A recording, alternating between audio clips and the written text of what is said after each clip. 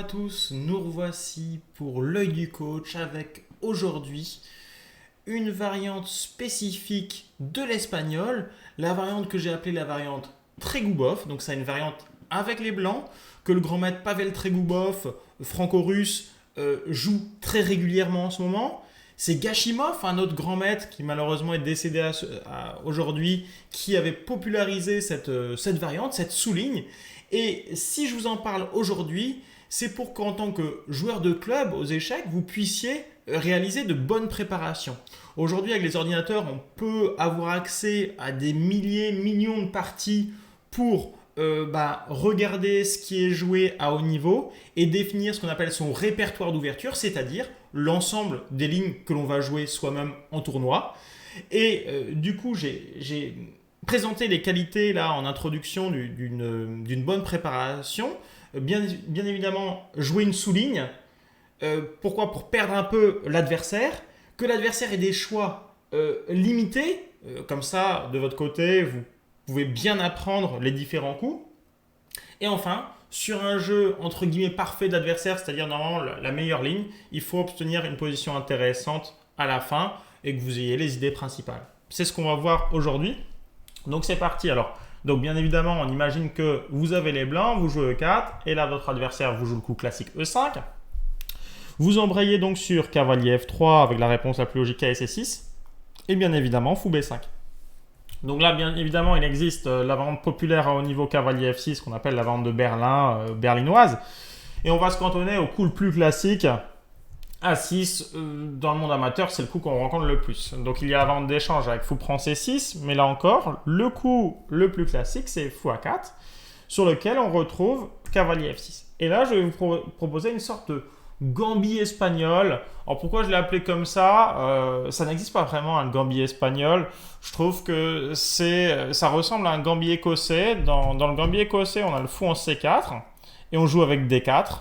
Et ben là, on a fait fou B5, fou A4. Et ben ça ressemble bien évidemment à une espagnole. C'est une espagnole. Et là, on joue D4. Donc sorte de Gambit espagnol, variante très intéressante, assez logique. Le coup conventionnel, c'est bien sûr petit roc. Donc sur D4, j'ai pas grand choix. Je prends en D4. C'est quasiment le seul coup référencé. De toute façon, sur tous les coups, je joue le naturel petit roc. L'objectif, bien évidemment, de ce genre de coup, c'est de roquer très vite. On a ouvert le centre et on met le roi à l'abri pour fondre sur le roi adverse. Donc là, fou E7, c'est logique, hein. Si bien évidemment les noirs s'amusent à prendre E4, on a tour E1, D5 et cavalier prend D4 avec déjà une très bonne position, une hyper pression. Donc ça, c'est déconseillé pour l'adversaire. Donc normalement, l'adversaire va être beaucoup moins ambitieux que ça et va jouer plutôt un petit fou E7 mollo pour lui roquer puisque le centre s'est ouvert et éviter bien sûr de se prendre des cochonneries sur cette colonne ouverte. Donc, qui peut s'ouvrir en tout cas. Donc E5 c'est le coup hyper naturel parce que vous avez une avance de développement, donc vous essayez de fondre sur votre adversaire. Bien évidemment là encore pas trop de choix, hein. Cavalier D5 n'était pas très naturel, il y aurait eu fou B3, donc cavalier E4. En fait c'est une idée assez classique quand même dans ce genre de position de jouer pour cavalier C5 et de vous piquer la paire de fous. Ça c'est vraiment l'idée de base. Voilà, tout à fait normal. Vous faites attention aussi, hein, les petits malins qui veulent reprendre leur pion avec cavalier prend D4. Ça, c'est un coup assez logique dans un certain sens. Mais attention à un piège de l'espagnol assez connu quand même, hein, dame prend D4, B5 avec sur fou B3. Maintenant, j'ai le thème C5, C4. Ça marche dans les deux sens, hein. On peut faire C5, B5 après. Ça, c'est un des pièges les plus connus. Donc, quand vous jouez espagnol, il faut faire attention de ne pas reprendre bêtement en D4 quand vous jouez D4. Donc je dois vous prévenir qu'il peut y avoir ce piège-là. Donc attention, là sur fou E7, on continue la pression avec E5. Hein, bien évidemment, cavalier E4, c'est ce qu'on a dit. Et là, le coup le plus logique de la position, cavalier prend D4, je reprends mon pion. Là, bien évidemment, vous voyez que sur cavalier prend D4, j'ai dame prend D4 et le cavalier est attaqué. Donc le piège de tout à l'heure ne fonctionne pas. Bon, il y a une partie assez convaincante, hein, sur cavalier prend D4, dame prend D4, cavalier C5. Là, c'est Pavel Trégoubov qui a les blancs, il joue fou B3. Il perd sa paire de fous après cavalier prend, apprend. Mais bien évidemment, la position est très prometteuse, puisqu'après petit roc, on peut jouer fou F4, et les noirs ont du mal à se libérer avec D6, puisque en cas de D6, je peux tout prendre et créer le pion isolé. Donc maintenant, le jeu blanc est très facile, mes pièces sont beaucoup plus ambitieuses, je vais pouvoir mettre de la pression sur le pion D7. Bref, la position ne paraît pas très saine. Donc là, cavalier prend D4, c'est quand même pas un coup extraordinaire avec les noirs. Qu'est-ce que j'ai encore à vous proposer avec les noirs? Petit roc ou cavalier C5. Hein. Cavalier C5, je peux vous le proposer en premier, puisque c'est la préparation de Pavel Trégoubov. Je dirais que c'est un coup naturel, j'avais dit que c'était l'idée. C'est un peu prématuré ici. Il y a une super prépa blanche à base de cavalier F5. Voilà, je ne vais pas rentrer dans le détail, mais c'est un coup hyper intéressant. Si l'adversaire commence à faire cavalier prend A4, là vous allez fondre sur l'adversaire avec cavalier prend G7, roi F8 et fou H6 avec des menaces de cavalier E6 qui ferait double échec et un gain de dame. Enfin bon, l'horreur absolue. Et sur roi G8, même si ce n'est pas gagnant tout de suite maintenant, vous voyez que petit à petit, le roi va se retrouver très mal. Qu'est-ce qu'on peut citer comme coup? Sans doute cavalier F5 avec des idées de faire dame G4, etc. Il y a tout de suite. Cavalier prend E5, F4. Bon, il y a énormément de jeux. On voit que ça va être compliqué pour l'adversaire après cavalier G6. Vous avez une position hyper intéressante, hyper prometteuse. Bon, peut-être qu'on peut faire cavalier prend E7. Bon, on a des dames D4, on a attention à dame C5 quand même. Hop. Mais en tout cas, vous avez une position qui est quasiment gagnante. Après, vous pouvez bien évidemment, hein, le concept de l'œil du coach, c'est de voir un concept en 10 minutes. Donc, je reste assez modéré dans les explications. En tout cas, après cavalier F5, les blancs ont une option sur la partie. C'est pas ce qu'on devrait vous jouer. En tout cas, c'est à bosser ce coup-là. On va plutôt voir la variante naturelle, petit roc. Je mets mon roi à l'abri. Et là, dans ce cas-là, vous continuez toujours avec ce cavalier F5. Toujours pareil. Et là, les noirs doivent se libérer. Hein, donc, ils font D5. S'ils font un coup comme cavalier C5, vous avez encore les thématiques à base de dame G4 avec des positions très ambitieuses. Donc, du coup, très prometteuse d'ailleurs, cette position.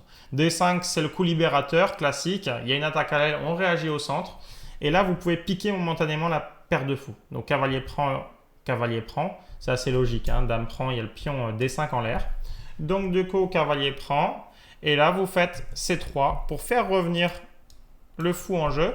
Vous avez la paire de fous, alors c'est momentané, hein, puisqu'après KSC5, fou C2, partie classique, fou F5. L'adversaire va réussir à échanger votre paire de fous.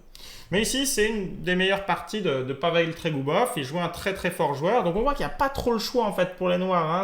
Sinon, ils se retrouvent mal. Donc c'est une variante assez peu jouée hein, encore, mais qui est une alternative à la grande variante tout à fait sérieuse, que vous pouvez tester sur une partie one-shot, c'est-à-dire, voilà, vous avez déjà votre répertoire, vous l'ajoutez à votre répertoire pour une partie.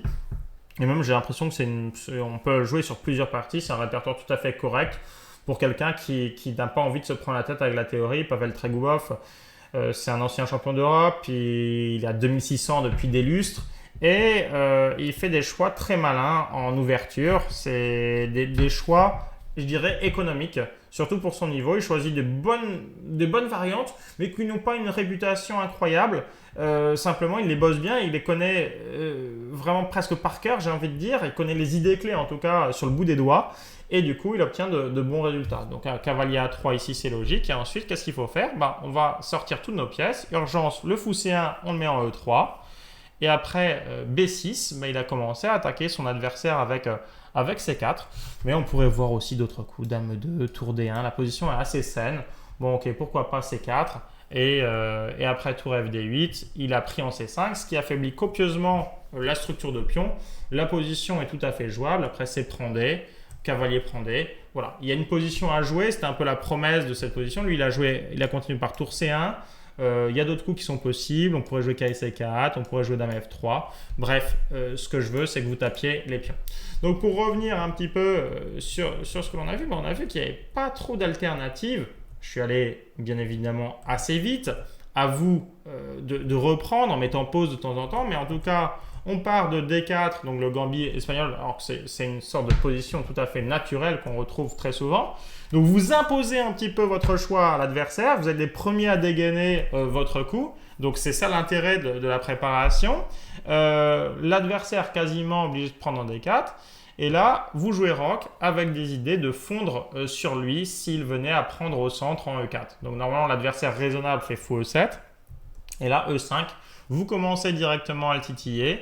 Et sur cavalier E4, pardon, j'ai dit que là, maintenant, on pouvait prendre en D4. Hein. Ne pas le faire avant, parce que sinon, il y a cavalier prend, dame prend, et il y a des pièges B5, C5. Ça, je l'ai bien expliqué. Et maintenant, c'est plus réalisable, parce qu'il y a cavalier E4 en l'air. Donc, du coup, le coup naturel, ça sera plutôt petit roc.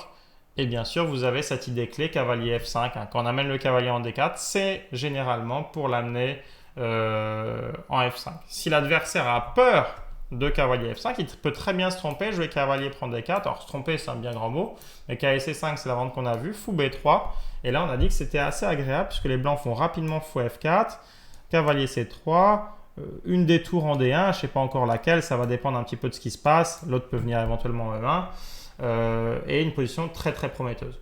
Donc normalement, c'est assez facile. Et sur petit roc, on a dit l'idée cavalier F5.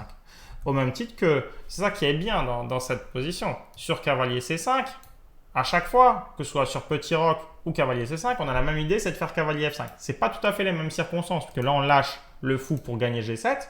Mais on a cette même thématique. Sur petit roc que l'on n'a pas trop vu, c'est dame G4. J'avais évoqué cette idée.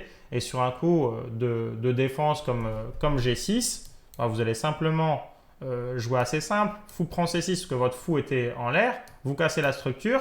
Vous prenez en E7. Dame prend et dame G3. Et par exemple, là encore, vous avez un petit plus puisque vous avez dégommé la structure, dégommé un petit peu l'abri du roi noir. Position assez saine. Donc en fait, dans toutes les variantes que j'ai proposées, les blancs, j'ai l'impression qu'ils ont un petit plus au moins pratique. Des fois, l'ordinateur en fait dit que c'est égal. Et du coup, c'est vrai qu'à très haut niveau, peut-être que les joueurs noirs arriveraient à prouver l'égalité. Quand je dis très haut niveau, là, c'est plus de 2600, 2700. Donc vous pouvez largement jouer cette ouverture. C'est tout à fait crédible. En tout cas, pour moi, c'était un bon choix. Et c'est dans cet état d'esprit que je prépare beaucoup de joueurs à leur compétition, c'est-à-dire des variantes assez simples, assez forçantes et un petit peu rares en même temps. Et normalement, ça fait un cocktail explosif. Ça nous permet en tout cas, avec les blancs, de prendre l'avantage. Et j'essaierai aussi de vous montrer avec les noirs comment faire, parce qu'avec les noirs, c'est pas tout à fait la même école. Il faut déjà essayer d'égaliser dans l'ouverture. Et bien, c'est très bien. C'est pour moi le moment de conclure. Je vous remercie d'avoir suivi cet épisode de l'œil du coach. J'espère que vous allez liker, j'espère que vous allez commenter cette vidéo. En tout cas, je vous invite à le faire. N'hésitez pas aussi à me formuler des demandes sur différentes choses, sur différentes ouvertures, sur différentes thématiques que vous souhaiteriez que j'aborde, parce que je pense pouvoir le faire. Donc maintenant, c'est à vous de jouer. Je vous dis à très bientôt. Au revoir.